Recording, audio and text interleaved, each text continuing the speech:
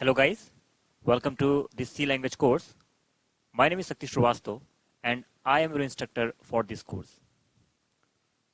So guys, इस video में हम डिस्कस करने वाले हैं C लैंग्वेज का इंट्रोडक्शन और साथ में ये सीखेंगे कि C लैंग्वेज में पहला प्रोग्राम कैसे बनाते हैं और उसको कैसे एक्सिक्यूट करते हैं।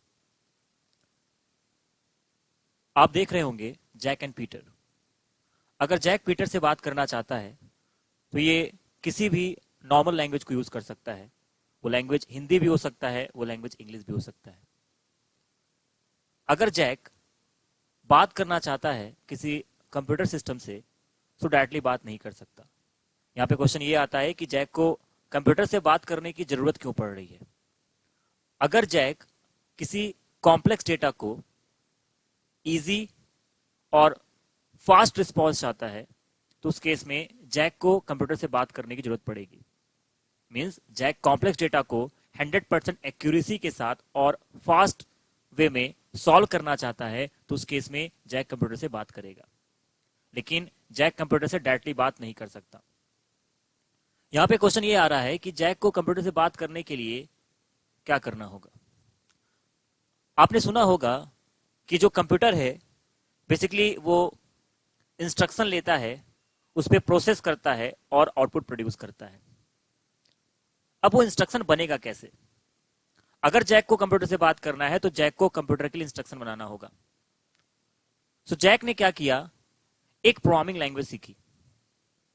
आप देख पा रहे होंगे आपके स्क्रीन पे C++, जावा लिखा है, लेकिन हम लोग यहां पे C++ और जावा के बारे में बात नहीं करेंगे। हम लोग इस कोर्स में C लैंग्वेज के बारे में बात करेंगे। तो जैक ने क्या किया, जैक ने C प्रोग्रामिंग लैंग्वेज को सीखा। इसका मतलब C एक प्रोग्रामिंग लैंग्वेज है और हर प्रोग्रामिंग लैंग्वेज का अपना कुछ रूल और सिंटेक्स होता है। इसका मतलब C लैंग्वेज का भी खुद का कुछ रूल और सिंटेक्स होगा। जैक ने क्या किया, C लैंग्वेज को यूज करते हुए कुछ सेट ऑफ इंस्ट्रक्शन लिखा, सेट ऑफ इंस्ट्रक्शन जिसे हम प्रोग्राम भी कहते हैं। सो जैक ने C प्रोग्रामिंग लैंग्वेज को यूज करके एक प्रोग्राम लिखा है। अब इस प्रोग्राम को हम कंप्यूटर तक पहुंचाना चाहते हैं। इस सेट ऑफ इंस्ट्रक्शन को हम चाहते हैं कंप्यूटर समझे और आउटपुट प्रोड्यूस करे। अब हम क्या करेंगे, इस सेट ऑफ इंस्ट्रक्शन को कंप्यूटर के पास डायरेक्ट नहीं भेजेंगे, क्योंकि आपने ये सुना होगा कि कंप्यूटर जो होता है वो मशीन लैंग्वेज समझता है। लेकिन ये जो सेट ऑफ इंस्ट्रक्शन लिखा गया है ये मशीन लैंग्वेज नहीं है, ये C प्रोग्रामिंग लैंग्वेज में लिखा गया है। अब हम क्या करेंगे, इस सेट ऑफ इंस्ट्रक्शन को एक स्पेशल सॉल्वर के पास भेजेंगे जिसका नाम है कंपाइलर। अब कंपाइलर करेगा क्या, कंपाइलर ये देखेगा कि जो सेट ऑफ इंस्ट्रक्शन लिखा गया है वो प्रॉपर C प्रोग्रामिंग लैंग्वेज के रूल को फॉलो करके लिखा गया या नहीं। अगर ये इंस्ट्रक्शन प्रोग्रामिंग लैंग्वेज के रूल को फॉलो करके लिखा होगा तो कंपाइलर क्या करेगा, इसको कन्वर्ट कर देगा बेसिकली मशीन कोड में, और हमारा कंप्यूटर इस मशीन कोड को समझेगा और समझने के बाद प्रोड्यूस करेगा आउटपुट। सो यहां पे एक बात तो क्लियर होती है कि प्रोग्रामिंग लैंग्वेज है क्या, it contains set of rules to write a program for instructing machine to perform specific task. Programming language basically contain करता है सेट ऑफ रूल्स जिसके थ्रू हम लोग प्रोग्राम बनाते हैं और अपने मशीन को इंस्ट्रक्शन देते हैं और मशीन के थ्रू हम लोग ऑपरेशन परफॉर्म कराते हैं। यहाँ पे हम कह सकते हैं कि C लैंग्वेज भी एक प्रोग्रामिंग लैंग्वेज है। इसका मतलब C लैंग्वेज का भी अपना खुद का कुछ रूल होगा। And C programming language was developed 1972 by Dennis Ritchie. C programming language को डेनिस रिची ने 1972 में डेवलप किया था AT&T लैब में, जो इस वक्त USA में है। सो गाइस, ये था प्रोग्रामिंग लैंग्वेज के बारे में और C लैंग्वेज के बारे में। अब हम लोग डिस्कस करते हैं कि C लैंग्वेज का पहला प्रोग्राम कैसे क्रिएट किया जाए और उसको कैसे एक्सिक्यूट किया जाए। तो गाइस, C लैंग्वेज में हमें पहला प्रोग्राम बनाना है। सो पहले प्रोग्राम को बनाने के लिए और उसको एक्सिक्यूट करने के लिए हमें IDE की जरूरत पड़ेगी, इंटीग्रेटेड डेवलपमेंट एनवायरनमेंट। हमारे सिस्टम में टर्बो C++ आप देख रहे हैं, मैं इसको इंस्टॉल कर देता हूं। एक IDE है, इंस्टॉल करते हैं इसको। Next, I agree, install and finish. So install करने के बाद हमारे डेस्कटॉप में एक शॉर्टकट प्रोड्यूस हो गया है। इस शॉर्टकट पे हम डबल क्लिक कर देते हैं, हमारे पास IDE ओपन हो चुका है। अब हमें यहाँ पे C लैंग्वेज का पहला प्रोग्राम बनाना है। C लैंग्वेज एक प्रोसीजरल ओरिएंटेड प्रोग्रामिंग है, जहां पे आप अपने कोड को, जहां पे अपने प्रोग्राम को आप फंक्शन के टर्म में लिखते हो। और साथ में C लैंग्वेज एक केस सेंसिटिव लैंग्वेज है। मींस अगर कोई फंक्शन इसमें कैपिटल लेटर में है तो आपको कैपिटल लेटर में लिखना होगा, अगर कोई लोअर लेटर में है तो आपको लोअर लेटर में लिखना होगा। पहले प्रोग्राम को बनाने के लिए हमें सी लैंग्वेज की रूल को फॉलो करना होगा। सी लैंग्वेज में पहला प्रोग्राम बनाने के लिए हमारे पास एक मेन नाम का फंक्शन है और मेन फंक्शन के बाद आपको कर्ली ब्रैकेट का पेयर लगाना होता है। सी लैंग्वेज में आपको जो भी इंस्ट्रक्शन लिखना होगा वो बेसिकली इस कर्ली ब्रैकेट ओपन और क्लोज के बीच में लिखना होगा।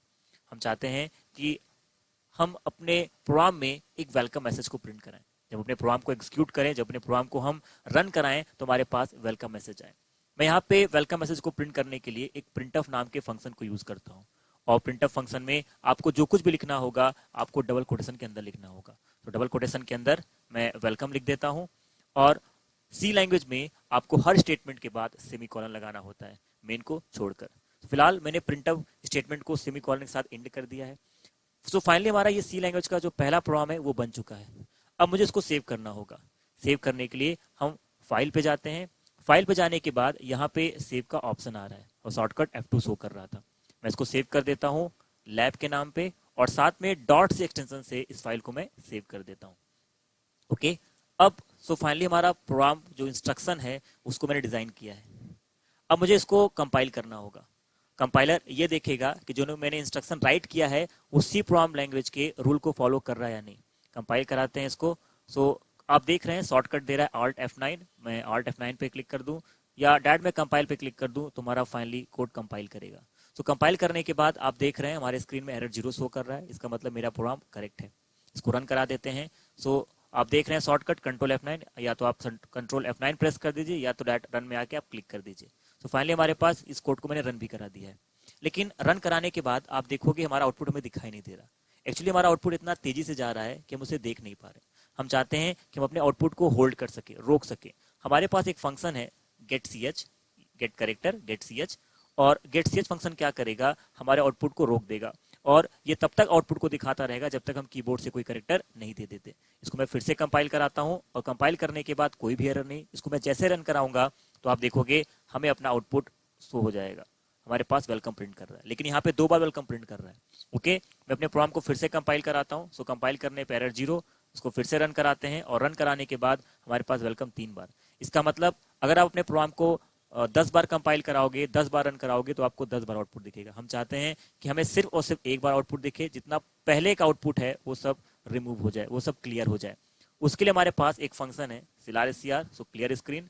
मैं यहाँ पे clear फंक्शन को यूज करता हूँ जो कि क्या करेगा, जितने भी पिछले आउटपुट हमें शो कर रहे थे वो क्लियर हो जाएंगे और हमारे पास सिर्फ और सिर्फ फ्रेश आउटपुट रहेगा। इसको मैं कंपाइल करता हूँ और देन इसको फिर मैं रन करा लेता हूँ। रन कराने के बाद आप देखोगे हमारे पास वेलकम प्रिंट कर रहा है।